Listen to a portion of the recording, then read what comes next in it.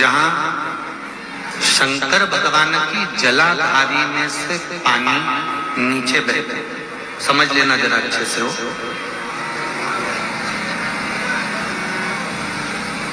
जैसे ये गोल जलाधारी है, ये शिवलिंग है, यहां से पानी नीचे बहता है। जब विशेष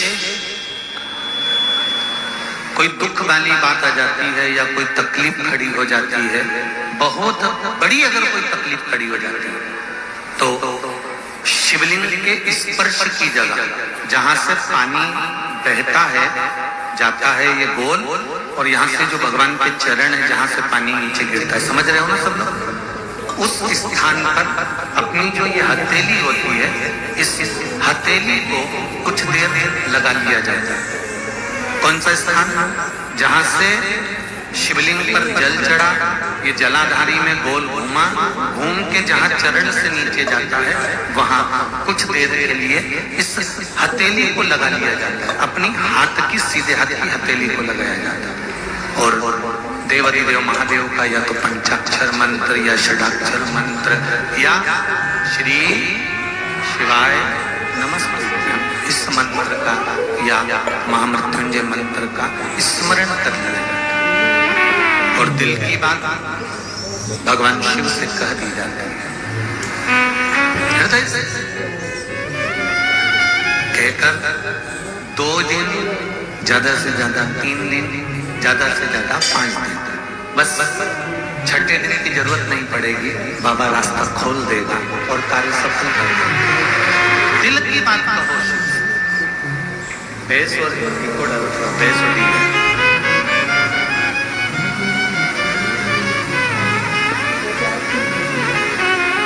अपने दिल की बात कहिए बाबा से।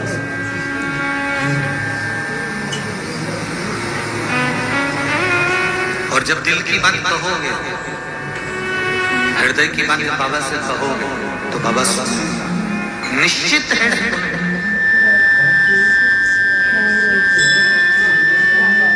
चलो और सरल भाषा में समझ लीजिए।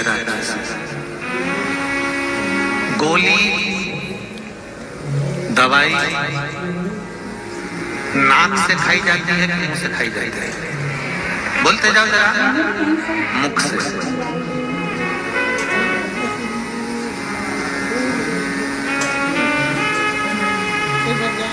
और नहीं, मुंडा से खा जाओ तो कोई जरूरी नाक से उसको लगाना। बताया है ना स्थान कि विक्स से लगाना तो नाक से लगाना, गोली खाना तो मुंडा से खाना, और अगर कोई ऑइडेक्स से लगाना तो ऊपर से लगाना, ना तो इसको नाक में डालना है, इसको ऊपर से मल लेना, या बाम है तो ऊपर से मल देना है, ठीक है?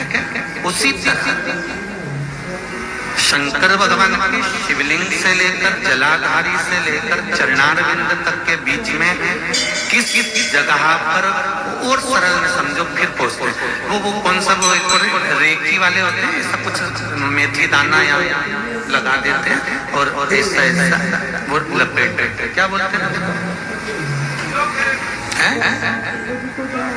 हाँ, बस वो थेरेपी ध्यान रख लूं मैं तो, ठीक है?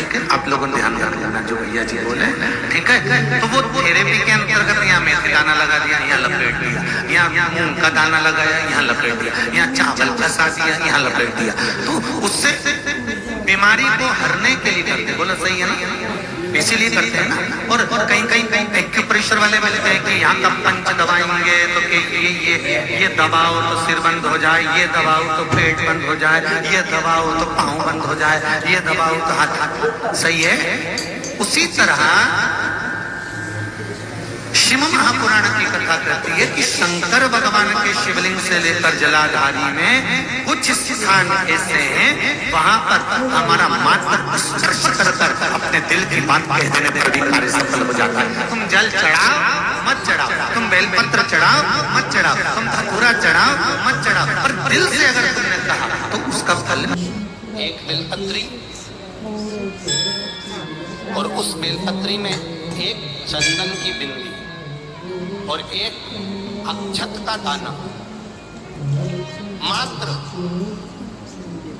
रखकर भी अगर शिवालय पर चढ़ा दी जाती है, मैंने भी यहीं से ही था। एक बेलपत्री, एक चंदन का बिंदी, और चंदन फिर निवेदन करेंगे। आज के जमाने में तुम लोग सब घिसा घिसाया, बड़ा बढ़ाया, डब्बी का सामान ले लेकर रखो, नहीं, चंदन की मुठिया रखो, थोड़ा सा भी घिसो, जरा सा भी घिसो, उसकी एक बिंदी और एक चावल का दाना जब हम भगवान देवता महादेव को समर्पित करते हैं, अपनी कामना कर कर समर्पित करते हैं, तो निश्चितता है कि आपने व्रत करा ना करा, आपने उद्यापन करा ना करा, आपने अनुष्ठान करा ना करा, शिव महापुराण की कथा कहती है शंकर भगवान उसका फल शीघ्र प्रदान कर देते हैं। भले आपने कुछ करा ना करा, उसका फल तुम्हें मिलेगा। व्यर्थ में नहीं करें।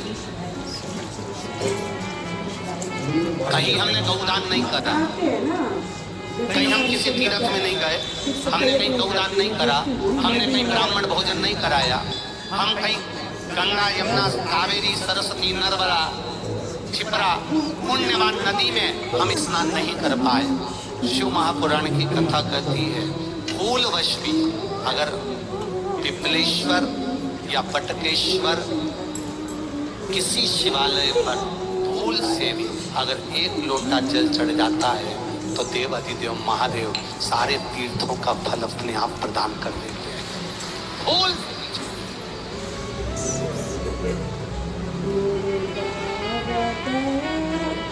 एकांतेश्वर महादेव जो कि एकांत में बैठा हुआ है, एकांतेश्वर महादेव अकेला बैठा है, अलमस्त हो।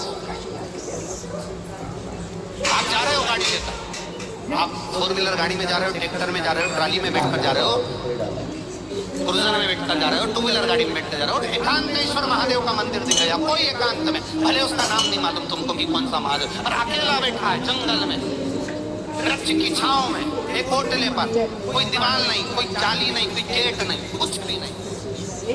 ये शंकर जी के मंदिर में तो ये कपाट अब लगने लगे, दरवाजे अब लगने लगे। पहले के समय में शंकर जी के मंदिर में दरवाजा नहीं होता था। क्यों? क्योंकि पिता का दरवाजा, पिता का द्वार और माता का द्वार, एक माँ के मंदिर में भी दरवाजा नहीं होता, एक पिता के मंदिर में भी दरवाजा नहीं होता। माता पिता रात भर नहीं सोते, वो अपने बच्चे की सुरक्षा के लिए खड़े रहते हैं। तो शिव के मंदिर में पहले दरवाजा नहीं होता था, कपाट नहीं होता था। शिव जी के हृदय में कपट नहीं है।